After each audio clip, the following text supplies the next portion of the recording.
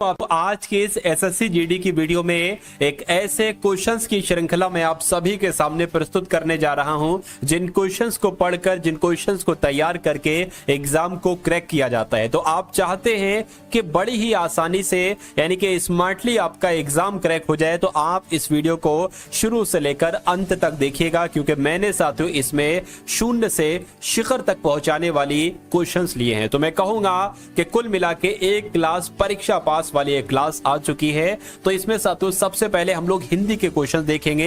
हिंदी के पूरे साथियों 20 क्वेश्चन लिए हैं और आज की इस वीडियो में साथियों जो लेवल रहेगा ना, वो ये समझ लीजिए 12 से 13 प्रश्न आपको बिल्कुल सही करना है। उसके बाद साथियों जीएस के प्लस करंट अफेयर के क्वेश्चन होंगे, उसके बाद रीजनिंग के भी क्वेश्चन लिए हैं और मैथ की वीडियो के लिए यानी कि मैथ के क्वेश्चन भी लिए हैं। तो आप साथियों इन सभी सवालों को देखिएगा और अपनी तैयारी को मुख्ता कीजिएगा, मजबूत कीजिएगा। तो पहला सवाल है कि सही वर्तनी वाले शब्द का चयन कीजिए, यानी कि पुत्र वधु कैसे लिखा जाता है। तो पुत्र ऐसे लिखा जाता है, वधु ऐसे लिखा जाता है, यानी कि क्या आपका आंसर ए जाएगा?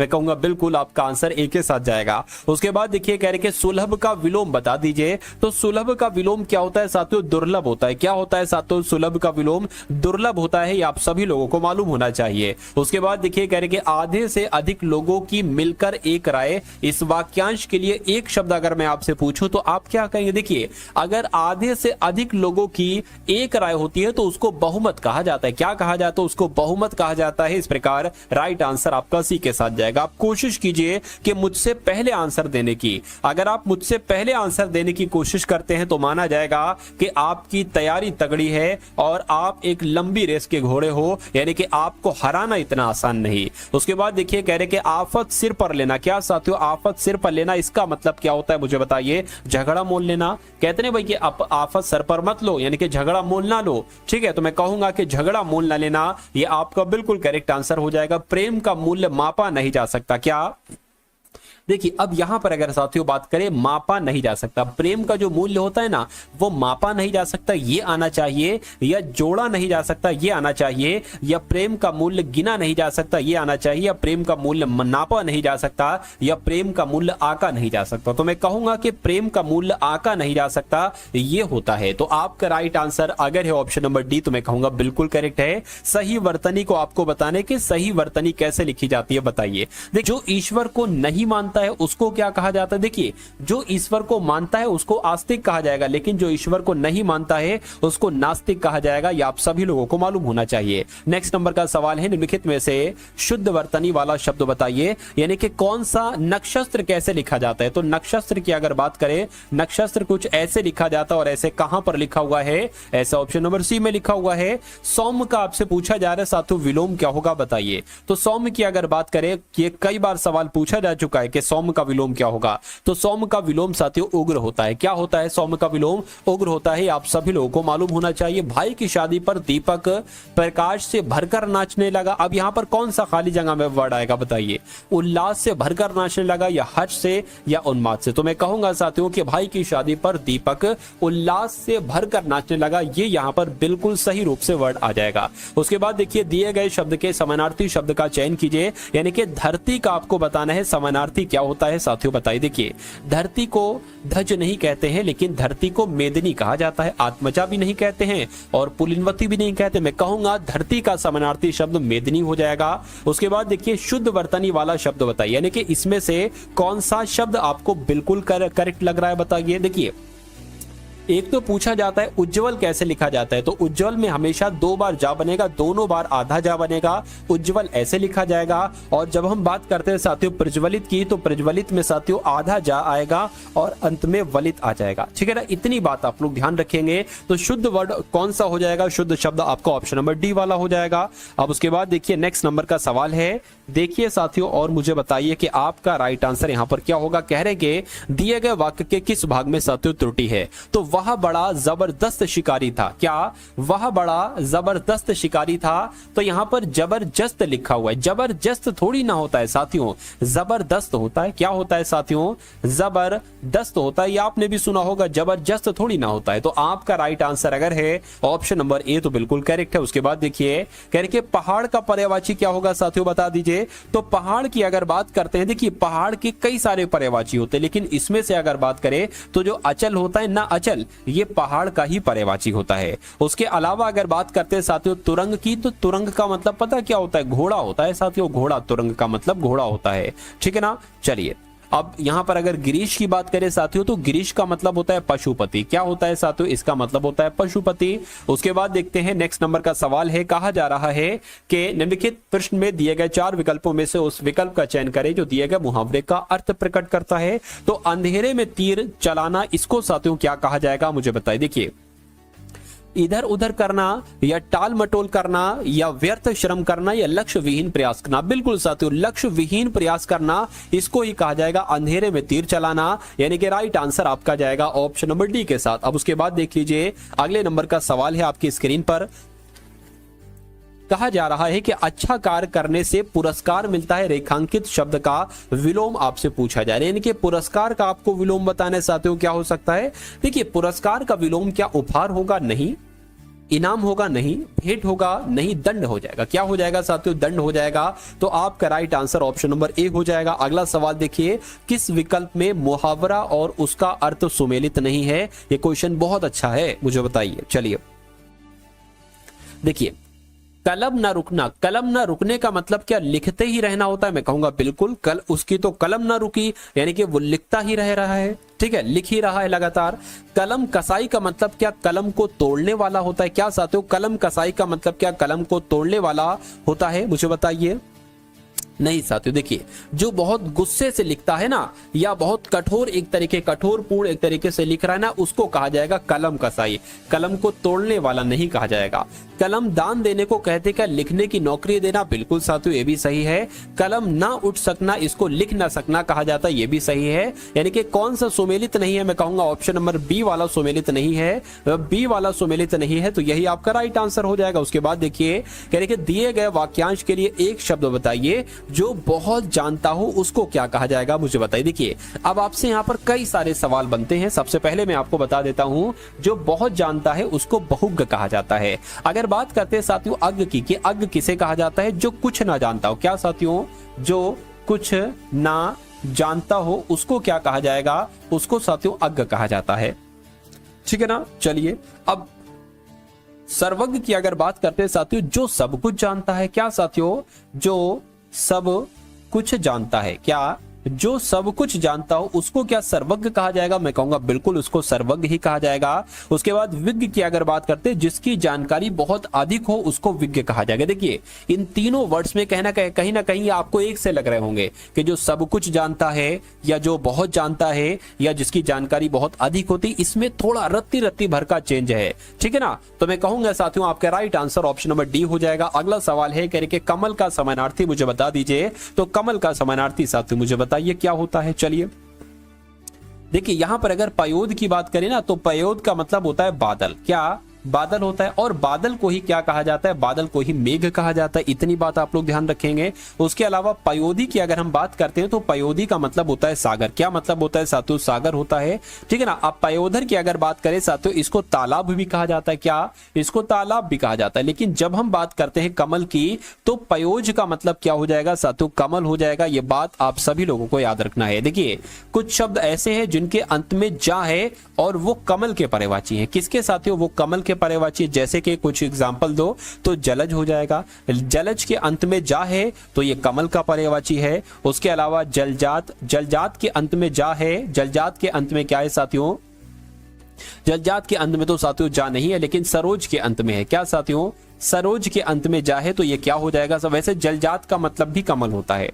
जल जात का, इसमें शुरू में साथियों जा है, कोई दिक्कत नहीं है, तो ऐसे भी याद कर सकते हैं, ठीक है ना। चलिए, उसके अलावा साथियों वनज का मतलब भी क्या हो जाएगा? कमल ही हो जाएगा। अब उसके बाद देखिए, अब साथियों यहाँ पर सामान्य ज्ञान के क्वेश्चंस होंगे, और उसके अलावा साथियों कुछ क्वेश्चंस मैंने करंट अफेयर के भी लिए हैं। तो इन सभी सवालों को देखिएगा, और इसमें लगभग 20 क्वेश्चन है। 20 क्वेश्चन में से साथियों 11 के आसपास का तो आपका स्कोर होना चाहिए। चलिए भाई, तो भारत के राष्ट्रीय ध्वज की लंबाई और चौड़ाई के अगर अनुपात की बात करते हैं तो कितनी होती है? है साथियों 3:2 होती है, यानी कि अगर 3 फीट लंबाई है तो 2 फीट चौड़ाई होगी, या 3 मीटर अगर लंबाई है तो 2 मीटर चौड़ाई होगी, ऐसे कह सकते हैं हम लोग। उसके बाद देखिए कि कार्बेट टाइगर रिजर्व भारत के किस राज्य में स्थित है, तो ये तो उत्तराखंड में, कहां पर है साथियों, ये उत्तराखंड में है। उसके बाद देखिए उज्बेकिस्तान की राजधानी क्या है, मुझे बता दीजिए। तो उज्बेकिस्तान की अगर बात करते हैं साथियों, ताशकंद इसकी राजधानी है। क्या ताशकंद कहां की राजधानी है, तो उज्बेकिस्तान की राजधानी है। अगला सवाल देखिए, अयोध्या किस नदी के तट पर स्थित है, मुझे बताइए। देखिए साथियों, अगर आपने अभी तक इस वीडियो को लाइक नहीं किया तो मैं रिक्वेस्ट करूंगा कि वीडियो को लाइक कर दीजिए, और अगर आप लोग चैनल पर साथियों नए हैं तो चैनल को जरूर सब्सक्राइब कर दीजिए, क्योंकि सभी किताबों का निचोड़ मैं आपको पढ़ा रहा हूं। यहां पर आप लोग देख सकते हैं कि लोगो लगाया गया है कि भाई सभी किताबों का निचोड़ है, यानी कि जहां जहां से एग्जामिनर आपसे सवाल पूछेगा वो हर एक चीज मैं आपको पढ़ा दूंगा, वो हर एक चीज धीरे, लेकिन ये चीज धीरे धीरे होगी। ऐसा नहीं कि एक क्लास में सब कुछ कंप्लीट हो जाए, नहीं साथियों, एक क्लास आपके कई सारे नंबर एक तरीके से सेव कराएगी, ठीक है ना। चलिए, तो यहां पर अगर साथियों बात करें, मेरी 3 क्लासेस अगर आप देखते हैं तो आपके अंदर एक बहुत अच्छा परिवर्तन आएगा।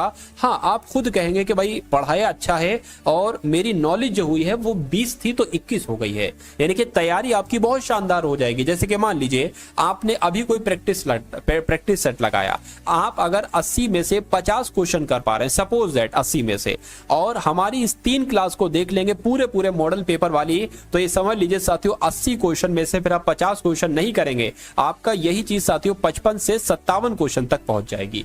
तो ये साथियों तैयारी की चीज होती है। तो अयोध्या किस नदी के तट पर स्थित है, मैं कहूंगा सरयू नदी के तट पर स्थित है। आंसर आपका सी के साथ जाएगा। उसके बाद देखिए नेक्स्ट नंबर का सवाल है, कहा जा रहा है कि झीलों की नगरी किस शहर को कहा जाता है। बहुत इंपॉर्टेंट क्वेश्चन है साथियों, स्टार लगाकर इसको नोट डाउन कीजिएगा। तो झीलों की नगरी किस शहर को कहा जाता है, उदयपुर को कहा जाता है। उसके बाद देखिए नेक्स्ट नंबर का सवाल है, कहा जा रहा है यहां पर अगर बात करें कि एफिल टावर ये कहां पर स्थित है, तो ये आपको मालूम होना चाहिए साथियों, एफिल टावर ये कहां पर स्थित है, फटाफट आप लोग यहां पर मुझे बता दीजिए। चलिए, अच्छा कुछ क्वेश्चन स्किप हो गए क्या, हाँ बिल्कुल स्किप हो गए, कोई दिक्कत नहीं। तो झीलों की नगरी उदयपुर को कहा जाता है। किस शहर को पूर्व का प्रवेश द्वार कहा जाता है, अगर आपसे पूछे तो सिंगापुर आपको बता देना। क्या सिंगापुर साथियों आपको बतला देना है। अगला सवाल है, माउंट एवरेस्ट कहां पर स्थित है, तो अगर आपका जवाब नेपाल है तो मैं कहूंगा आपका जवाब तो बिल्कुल करेक्ट है, यानी कि माउंट एवरेस्ट ये नेपाल में ही स्थित है। अगर आपसे पूछा जाए कि एफिल टावर ये कहां पर स्थित है, तो आपको बताना है साथियों फ्रांस की राजधानी पेरिस में ही एफिल टावर स्थित है। उसके बाद देखिए करके भारतीय चमड़ा अनुसंधान संस्थान कहां पर स्थित है, तो ये कहां पर है साथियों, चेन्नई में। क्या भारतीय चमड़ा अनुसंधान संस्थान कहां पर स्थित है, चेन्नई में स्थित है। नेक्स्ट नंबर का सवाल है, कहने के आत्मकथा अनब्रेकेबल, क्या साथियों अनब्रेकेबल भारत के निम्नलिखित में से किस खिलाड़ी के द्वारा लिखी गई है, तो ये तो साथियों मैरी कॉम के द्वारा लिखी गई। ये क्वेश्चन बहुत इंपॉर्टेंट है, आपके एग्जाम में आएगा, ठीक है ना। तो अनब्रेकेबल भारत के किस खिलाड़ी के द्वारा लिखी गई है, मैरी कॉम के द्वारा लिखी गई है। 23 मार्च को किसके शहीद होने की याद में शहीद दिवस मनाया जाता है, तो मैं कहूंगा कि भगत सिंह, राजगुरु और सुखदेव सिंह इस सवाल का बिल्कुल सही जवाब हो जाएगा। यानी कि जो 23 मार्च को शहीद दिवस मनाया जाता है, यह भगत सिंह, राजगुरु और सुखदेव सिंह की शहीदी दिवस मनाया जाता है, क्योंकि इन तीनों महान पुरुषों को एक साथ एक ही दिन पर फांसी की सजा दी गई थी। उसके बाद देखिए कह रहे कि राष्ट्रीय हथकरघा दिवस कब मनाया जाता है, तो ये राष्ट्रीय हथकरघा दिवस साथियों 7 अगस्त को मनाया जाता है, ये आप सभी लोग याद रखेंगे। उसके बाद देखिए कह रहे कि भारत सरकार ने इनमें से किस तिथि को सुभाष चंद्र बोस की जयंती को पराक्रम दिवस के रूप में मनाने का निर्णय किया था। यानी कि अगर आपसे यह पूछा जाए कि पराक्रम दिवस कब मनाया जाता है, तो आपको 23 जनवरी बताना है। क्या बताना है साथियों, 23 जनवरी बताना है। उसके बाद देखिए भारत में प्रकाशित पहला समाचार पत्र इनमें से कौन सा है, फटाफट साथियों आप लोग बता दीजिए। चलिए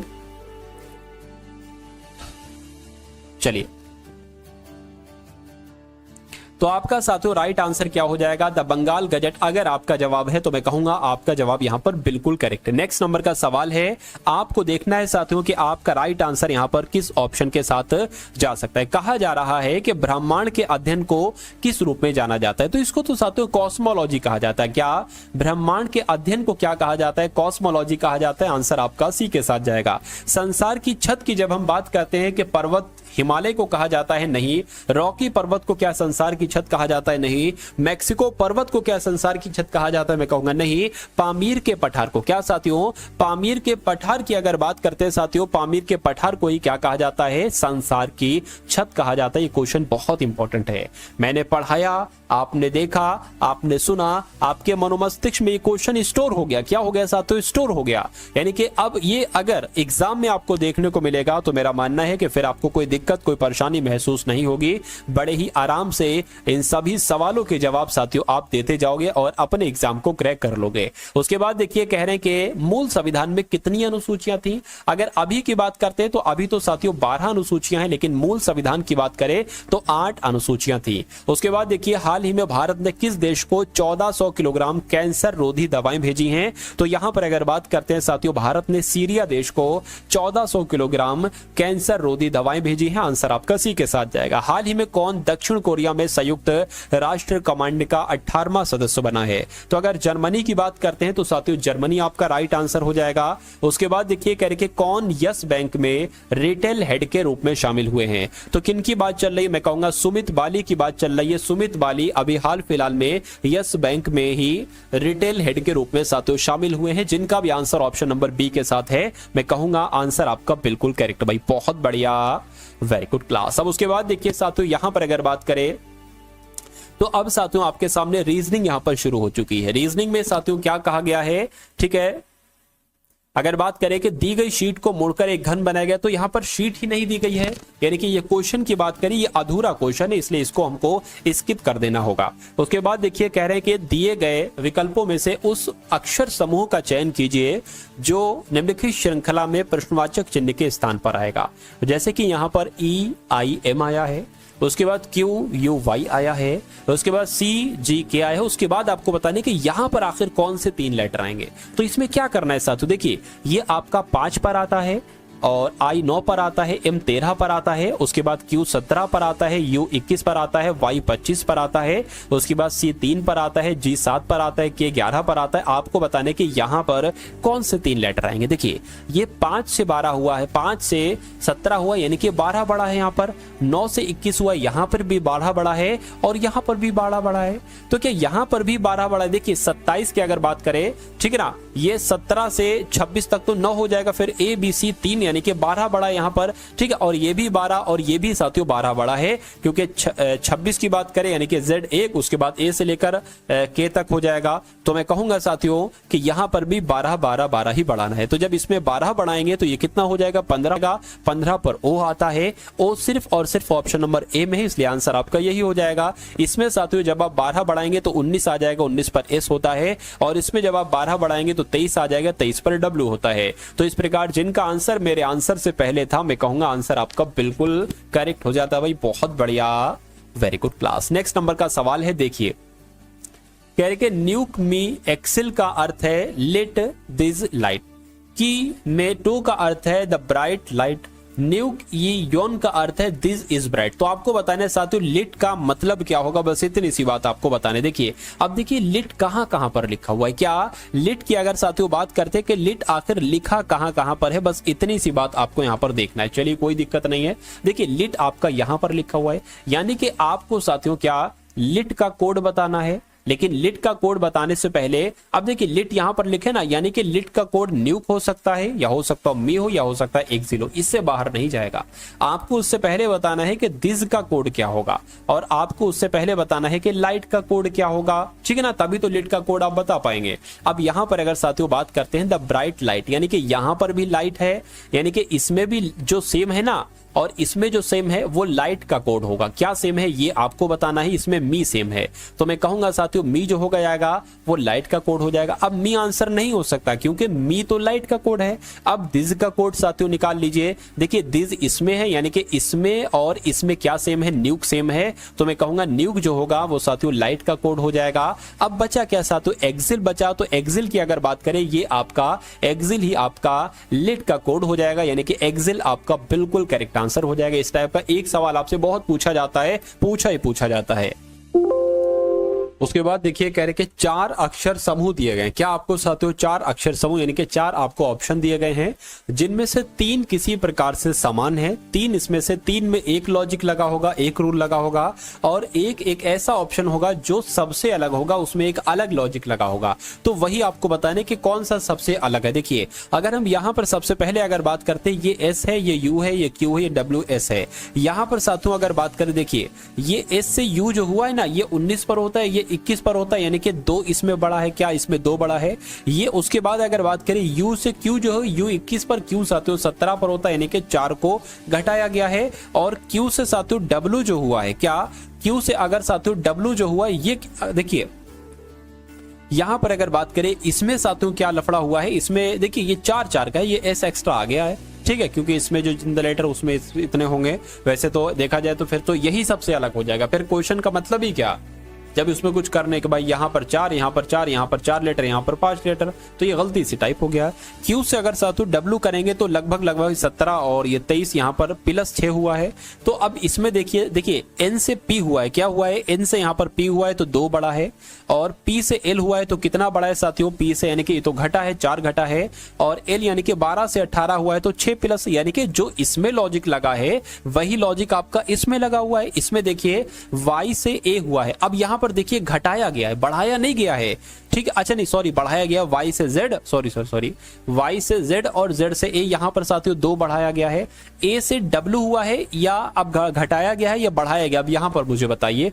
इसमें तो लॉजिक जो लग रहा था वो 4 घटाना था, अगर हम इसमें से साथियों 4 घटाएंगे तो डब्ल्यू नहीं आएगा, 4 घटाएंगे साथियों डब्ल्यू आपका नहीं आएगा, ठीक है ना। उसके बाद अगर यहां पर बात करते हैं तो ये 23 से 4 हो गया है। अब इसमें क्या, इसमें बढ़ाया गया है, 6 बढ़ाया गया है, तो जब इसमें 6 बढ़ाएंगे तो इतना नहीं होगा साथियों, मेरे ख्याल से सी आना चाहिए, तो ये मुझे थोड़ा सा अलग लग रहा है। इसकी अगर बात करते हैं साथियों, पी से आर हुआ है 2 बड़ा है, और आर से एन हुआ है साथियों 18 से 14 हुआ है 4 घटा है, और 14 से 20 हुआ है साथियों तो मैं कहूंगा 6 बड़ा है। यानी कि आपका सबसे अलग जो ऑप्शन है वो कौन सा ऑप्शन सबसे अलग है, ऑप्शन नंबर बी वाला।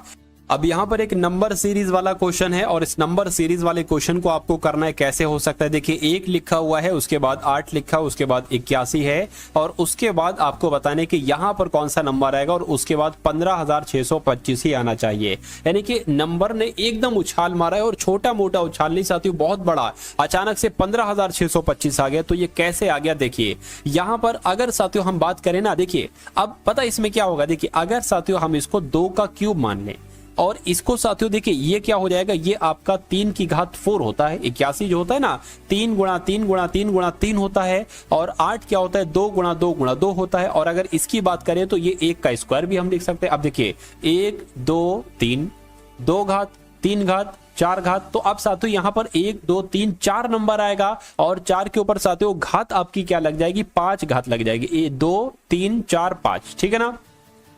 तो मैं कहूंगा साथियों यहां पर फिर क्या आ जाना चाहिए, यहां पर अगला नंबर 5 आ जाना चाहिए, और घात क्या लग जाना चाहिए, 6 लग जाना चाहिए। यानी कि 5 की घात 6 का मतलब ये है साथियों 5 गुणा 5 गुणा 5, क्या फिर से साथियों 5 गुणा 5 गुणा 5, तो साथियों ये क्या बराबर 15,625 होता है। तो साथियों बिल्कुल देख लीजिए एक बार, 25 गुणा 25 गुणा 25 कितना होता है, 15,625 ही होता है, ठीक है ना। यानी कि 25 का क्यूब क्या होता है, 15,625 होता है। तो मैं कहूंगा कि यहां पर साथियों क्या आएगा, 4 गुणा 4 गुणा 4 गुणा 4 और गुणा 4, 4 चौक 16, ठीक है ना, और 16 चौक कितने हो जाएंगे, 64 हो जाएंगे। यानी कि 64 की गुणा आपको क्या कराना है साथियों, 1 सेकेंड, सॉरी,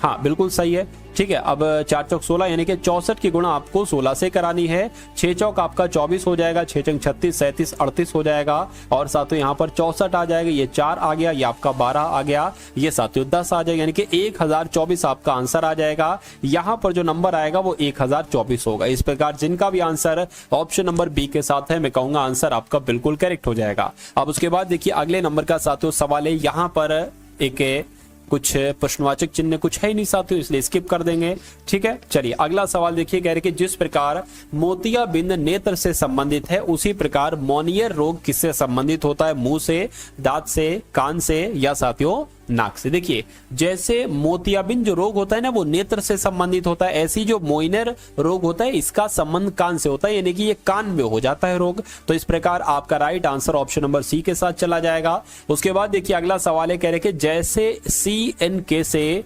JUR बनाया गया है वैसे ही FJL से क्या बनाया जा सकता है, कौन से 3 लेटर आखिर यहां पर आएंगे। देखिए ये C है 3 पर होता है, J होता है 10 पर, यानी कि कितना बड़ा है साथियों 7 बड़ा है। N 14 पर होता है, U 21 पर होता है, कितना बड़ा है 7 बड़ा है। K 11 पर होता है, R 18 पर होता है, कितना बड़ा है 7 बड़ा है। तो इसमें भी साथियों 7 7 7 बढ़ना पड़ेगा। F 6 पर होता है, 7 इसमें प्लस करेंगे तो 13 आ जाएगा, 13 पर M होता है। J 10 पर होता है, 7 प्लस करेंगे 17 आ जाएगा, 17 पर Q होता है। L 12 पर होता है साथियों, L में 7 प्लस करेंगे 19 आ जाएगा, 19 पर S होता है। तो MQS कौन से ऑप्शन में लिखा हुआ है, मैं कहूंगा ऑप्शन नंबर C में लिखा हुआ है। तो आपका right answer option number C के साथ ही होना चाहिए। चलिए भाई अब उसके बाद देखिए कह रहे कि MNLOQ और H एक पंक्ति में बैठे हैं। चलिए तो एक पंक्ति बना लेते हैं। कितने लोग हैं, 1 2 3 4 5 6, 6 लोग हैं। तो 1 2 3 4 5 6, 6 लोग की बैठने की जगह मैंने बना दी। अब यहां पर कहा गया है कि Q और H बीच में, यानी कि हो सकता हो Q यहां पर हो, Q यहां पर हो और H यहां पर हो, या हो सकता है H यहां पर हो, कोई दिक्कत नहीं है। कह रहे कि M और N पंक्ति के छोरों के क्या, अच्छा इनका मुंह की बात करें ना, इनका मुंह किस तरफ है ये बताया गया नहीं। Q और H बीच में है, M और N पंक्ति के छोरों पर बैठे हैं, L N के बाएं और है, M दाएं। देखिए जब अगर नहीं बताया जाता है ना तो हम ऑटोमेटिक मान लेते हैं कि इनका मुंह उत्तर की तरफ है। क्या उत्तर की तरफ है? तो कहा जा रहा है M और N पंक्ति के छोरों पर बैठे। मान लीजिए M अगर यहां पर बैठ जाता है और N अगर यहां पर बैठ जाता है, हो सकता है ये भी हो कि N यहां पर बैठे, M यहां पर बैठे। अगर ऐसा नहीं होगा तो इसको कट कर देंगे, फिर अगर दूसरी लाइन बनाएंगे नए सिरे से, या इसको ही साथ इरेज करके N यहां पर बैठा देंगे, M यहां पर बैठा देंगे। अभी हम इसको एक बार ट्राई कर रहे हैं। M और N पंक्ति के छोरों पर बैठते, छोरों पर बैठा दिया। कह रहे कि N के बाएं बैठा है L। अब देखिए अगर हम N यहां पर बैठालते तो हम N के बाएं कहां पर बैठालते, इधर थोड़ी ना L बैठेगा। कहा गया है कि L N के बाएं बैठा है तो N यहां पर बैठेगा तभी L यहां पर बैठ पाएगा। ठीक है ना, समझ गया ना मैं क्या कहना चाह रहा हूं। चलिए तो N के बाएं बैठा, इसलिए हमें यह कंफर्म होगा कि M यहां पर और N यहां पर ही बैठेगा। तो N के बाएं L बैठ जाता है, ठीक है। उसके बाद क्या कहा गया था कि M के दाएं कौन है। अब यहां पर आपसे पूछा जा रहा है कि यहां पर कौन है। देखिए यहां पर कहा गया था कि Q और H बीच में है, यानी कि Q और H, Q यहां पर, या हो सकता है H यहां पर, या H यहां पर, Q यहां पर, यानी कि यहां पर तो फिक्स पोजीशन हो गई। यानी कि हमारा आंसर इसमें से नहीं हो सकता, हमारा आंसर होगा जो यहां पर बैठेगा। अब बचा कौन है, देखिए M भी हो गया, N भी हो गया, ठीक है ना, L भी हो गया, O बचा है, O यहां पर आ जाएगा। अब क्यों कहीं पर बैठे हमको कोई मतलब नहीं। हमसे पूछा गया था कि M के दाएं कौन होगा, M के दाएं O होगा, तो O आपका क्या होगा, बिल्कुल करेक्ट आंसर हो जाएगा। चलिए भाई अब उसके बाद देखते हैं नेक्स्ट नंबर का सवाल है, आपकी स्क्रीन पर देखिए और बताइए सही जवाब आपका क्या होगा। कह रहे हैं कि सभी पेंसिल पेन है, तो सभी पेन पेंसिल है, तो मान लेते हैं साथियों ये क्या हो गए, ये पेन हो गए, और सभी पेंसिल सभी पेन जो है ना ये क्या हो गए, सभी पेन पेंसिल हो गए। इतनी बात क्लियर है, बिल्कुल क्लियर है। कह रहे कि कुछ मार्कर पेंसिल, यानी कि कुछ मार्कर, मान लीजिए साथियों मार्कर ये आपके ये हो गए, और कह रहे कि कुछ मार्कर यानी कि इतने मार्कर पेंसिल हो गए, तो आरेख बन गया। अब निष्कर्ष को देखिए, बताइए कौन सा निष्कर्ष सही है कौन सा गलत है। कह रहे कि सभी पेन मार्कर हैं। अरे भाई सभी पेन मार्कर कैसे हो सकते हैं, मैं तो यहां पर देख रहा हूं कि कोई पेन मार्कर नहीं है, तो ये गलत हो जाएगा। यानी कि कुछ पेन मार्कर हैं, कुछ पेन भी मार्कर नहीं है, ठीक है। अरे आप कह रहे थे सभी पेन मार्कर है, मैं कहूंगा कि कुछ पेन मार्कर नहीं है, और यहां पर कह रहे कुछ पेन मार्कर, कहां भाई कुछ पेन मार्कर हैं, तो ये भी गलत हो जाएगा। मैं कहूंगा कि कोई भी निष्कर्ष अनुसरण नहीं कर। अब उसके बाद देखिए कह रहे किसी निश्चित कूट भाषा में LUCK NOW को CULKOKWON लिखा जाता है। उसके बाद साथ इन लेटर्स को ये लिखा जाता है। तो आपको बताना है ग्वालियर को किस मतलब कौन से लेटर्स में लिखा जाएगा, पूछा जा रहा है आपसे। देखिए मुझे इन लेटर्स को पढ़ के देखा, और मैंने इन लेटर्स को जब पढ़ा तो मुझे इतना मालूम पड़ा कि जो इसमें लेटर आ रहे हैं वही लेटर यहाँ पर आ रहे हैं। तो लॉजिक मुझे थोड़ा सा पता चल गया, लेकिन अभी मैं ये नहीं कह पा रहा हूं कि कैसे क्या होगा। देखिए यहाँ पर अगर साथियों बात करते, ये लिखा हुआ LUC, और ये क्या लिखा हुआ LUC, यानी कि शुरू के 3 लेटर उल्टी तरफ से चला दिए गए। उसके बाद अगर बात करते हैं साथियों, जैसे यहाँ पर K लिखा है वैसे यहाँ पर K लिखा है, उस प्रकार साथियों NOW लिखा है ना, तो NOW उल्टी तरफ से लिख दिया। और यही चीज यहां पर जरा आप ध्यान से देखिए कि UDA, तो साथियों यहां पर क्या हो गया है, ADU हो गया है। चलिए तो कोई दिक्कत नहीं, देखिए ये तीन यानी कि क्या आ जाएगा, AWG आ जाएगा, तो AWG आ गया। L जैसा है ना, L वैसा ही रहेगा। यहाँ पर ROI आ जाएगा, ROI आ गया। तो अब आपको देखना है कि ऐसा कौन से ऑप्शन में है कि AWGLROI। मैं कहूंगा ऐसा तो ऑप्शन नंबर ए में है। ऑप्शन नंबर ए में है तो मैं कहूंगा कि आपका राइट आंसर अगर है ऑप्शन नंबर ए तो बिल्कुल करेक्ट भाई, बहुत बढ़िया, वेरी गुड क्लास। अब यहाँ पर साथियों आपके सामने मैथ के क्वेश्चन शुरू हो चुके हैं। तो मैथ का पहला सवाल है, कह कि एक दुकानदार कोई गजेट 25% की छूट पर 1125 रुपए में खरीदता है। यानी कि साथियों उसने 25% की छूट पाई है और तब उसने 1125 रुपए में खरीदा है। कह रहे कि यदि इसे अंकित मूल्य पर 10% की छूट देकर बेचा जाता तो उसे कितना लाभ होता। साथियों ये आपको यहाँ पर बताने, देखिए यहाँ पर अगर बात करें कि 75% की वैल्यू क्या है, जब 25% की छूट पर खरीदा है, यानी कि 75% पर खरीदा है और कितने रुपए का खरीदा है, 1125 रुपए का खरीदा है। तो साथियों इसको एक काम करो, क्या इसका एक काम करो कि इसका साथियों 100% की वैल्यू निकाल लो, ठीक है ना। तो 1125 बटे 75 आ जाएगा और गुणा 100 हो जाएगा। ये साथियों 100% की वैल्यू आ जाएगी। 25 तियां और 25 चौक आपका हो जाएगा, ठीक। इसको अगर कट करेंगे साथियों 3 तियां 9 हो जाएगा, 2 हो जाएगा, ये 22 हो जाएगा, 3 सत्ते 21 हो जाएगा, 3 पंजे 15 हो जाएगा।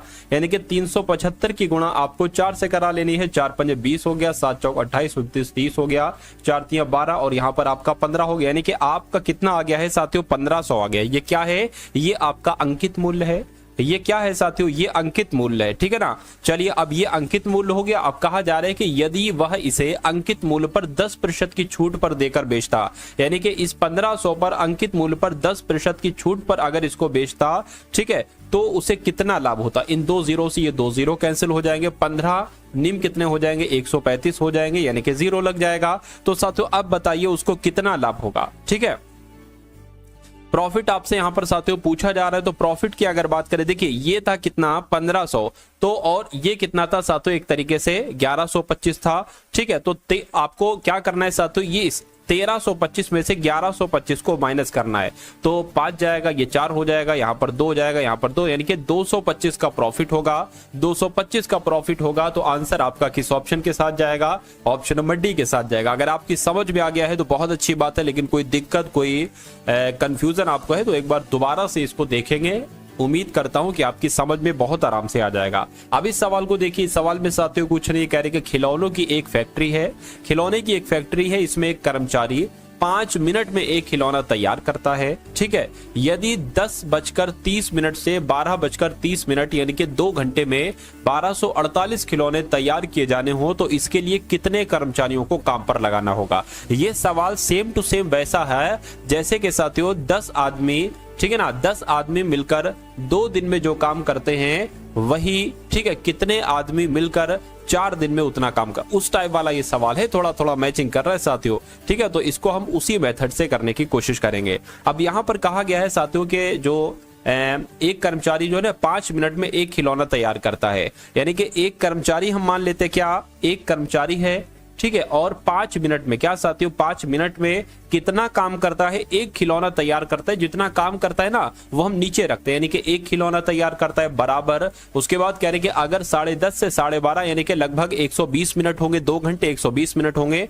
यानी कि देखिए एक ये कर्मचारी है और ये मिनट है, ठीक है, ये कर्मचारी है तो ये मिनट है। क्या कहा जा रहा है, कहने के अगर 120 मिनट, क्या साथियों 120 मिनट में 1248 खिलौने तैयार किए जाने हो। अब यहाँ पर एक खिलौना था लेकिन यहाँ पर 1248 खिलौने हैं तो ये नीचे आ जाएगा। तो कहने के उसके लिए कितने कर्मचारियों की आवश्यकता होगी। कर्मचारियों के लिए हम मान लीजिए के लिख देते हैं। तो आपको के का मान निकालना है, बाकी साथियों सब आपको सॉल्व करना है। देखो इससे अगर साथियों सॉल्व करें 12 एकम 12 0 लग गया, 12 एकम 12 12 चौक 48 हो गया, ठीक है ना। अब यहां पर अगर साथियों बात करें, एक काम करिए, ये 5 एकम 5 हो जाएगा, ये 104 की गुणा इससे हो जाएगी और नीचे आपका क्या आ जाएगा 10 आ जाएगा, बराबर के हो जाएगा। 5 एकम 5 5 दूना 10 हो जाएगा, 2 पंजे और 2 दूना, यानी कि के बराबर कितना आया साथियों 52 आया। मैं कहूंगा 52 कर्मचारियों की जरूरत होगी। तो 52 यानी कि ऑप्शन नंबर बी आपका बिल्कुल करेक्ट आंसर हो जाएगा। 39,000 की धनराशि को ए बी सी में इस प्रकार विभाजित किया जाता है कि ए का हिस्सा बी के हिस्से का 1/3 है और बी को सी से 20% अधिक धनराशि मिलती है। तो ए का हिस्सा क्या है? अब देखिए यहां पर सबसे बड़ा पता टारगेट क्या है? सबसे बड़ी चीज आपका यही है कि आप ए अनुपात बी अनुपात सी का अनुपात निकाल सकें। और वो कैसे निकालेंगे वो साथियों मैं आपको बता देता हूं कैसे आप निकालेंगे। देखिए ये ए हो गया, ये बी हो गया, ये सी हो गया। क्या कहा जा रहा है यहां पर? ए और बी तो हमें पता है 1 और 3 है, ठीक है, लेकिन बी सी को 20%, बी जो है ना, बी को सी से 30% अधिक धनराशि मिलती है। तो बी को सी से 20% अधिक धनराशि मिलती है। मान लीजिए अगर सी को 100 मिलती है तो बी को 120 मिलेगी। सिंपल सी बात है, जो कहा गया वो हमने कर दिया। अब यहां पर क्या कहा गया है साथियों? ए का हिस्सा बी का, ए का हिस्सा बी के हिस्से का 1/3 है, यानी कि बी अगर 3 है तो ए साथियों 1 होगा।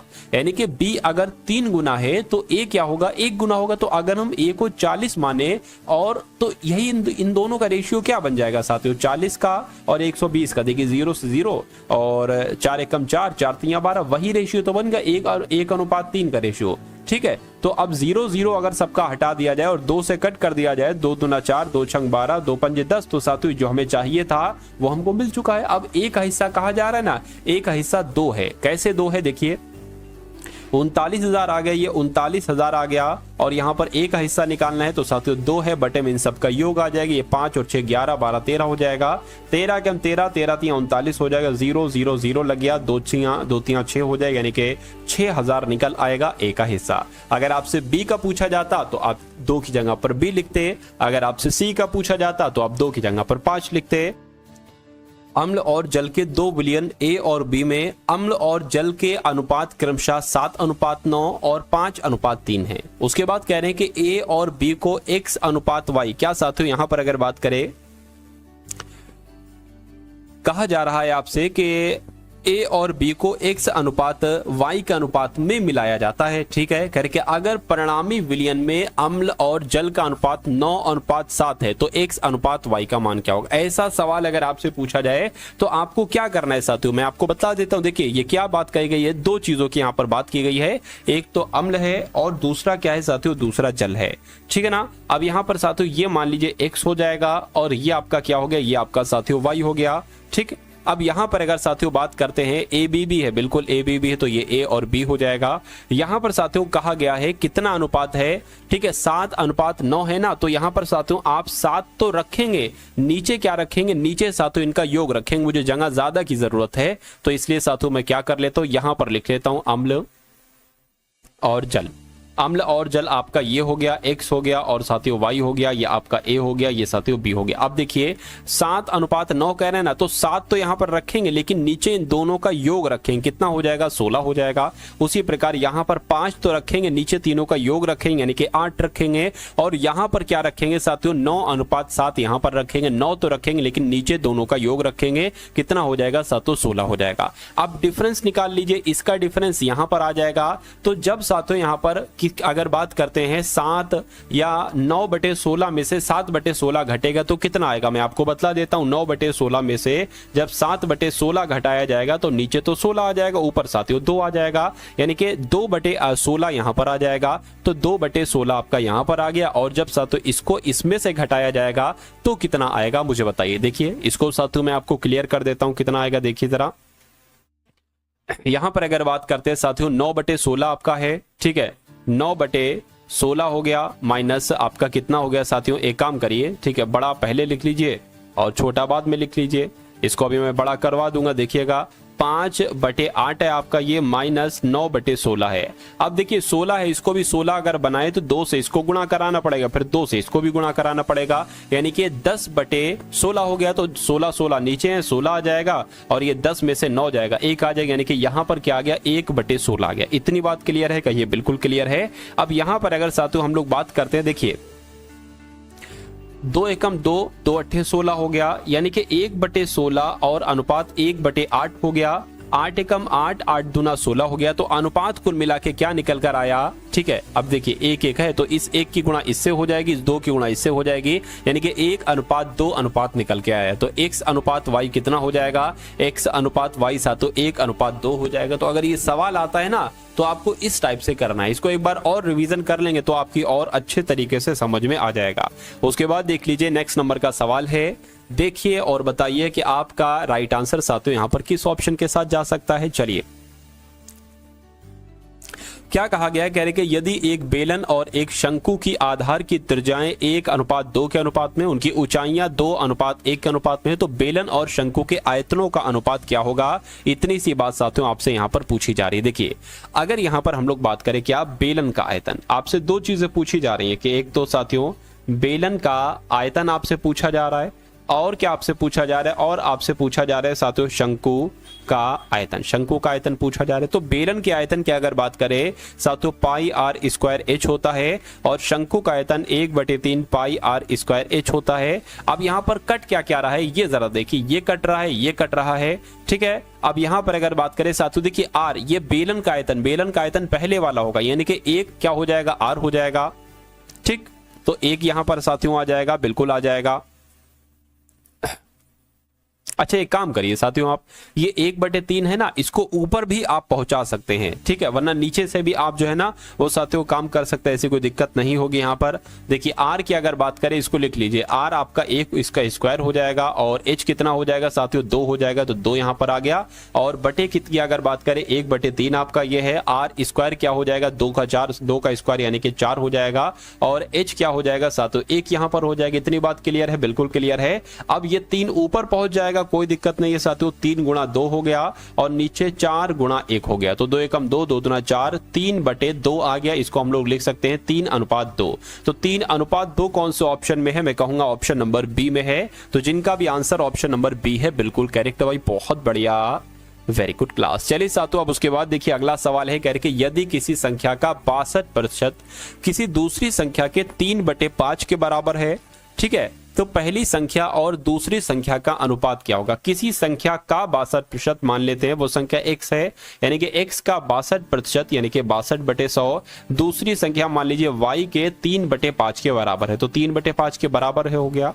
अब दोनों का अनुपात कह रहे ना x और y का, तो साथियों ये x लिखा, ये नीचे y आ गया इसके, और 3/5 तो लिखा था ना, इसलिए ये 100 ऊपर चला जाएगा इसकी गुणा में, और क्रॉस मल्टीप्लाई 62 की 5 से हो जाएगी, ये हो गया साथियों। इतनी बात क्लियर है बिल्कुल। अब साथियों ये कट जाएगा, 5 दूना 10 आ गया, ठीक, ये 3 से नहीं कटेगा, ठीक, तो 20 तियां कितना हो जाएगा 60 हो जाएगा, बटे 62 हो जाएगा, यानी कि x अगर 60 है तो y 62 हो जाएगा। इसको अगर कट करते हैं 2 से तो साथियों 30 आ जाएगा, और ये 31 आ जाएगा, यानी कि 30:31 क्या आ जाएगा, ये साथियों x और y का अनुपात आ जाएगा। और ऐसा कहां पर लिखा हुआ है, ऑप्शन नंबर ए में लिखा हुआ है। तो जिनका आंसर यहां पर है ऑप्शन नंबर ए के साथ, मैं कहूंगा कि आपका आंसर बिल्कुल करेक्ट हो जाता भाई, बहुत बढ़िया, वेरी गुड क्लास। तो कैसी लगी आपको साथियों ये क्लास, एक बार कमेंट सेक्शन में आप लोग जरूर बताइएगा। इस वीडियो को लाइक कीजिएगा, अपने मित्रों के साथ शेयर कीजिएगा, और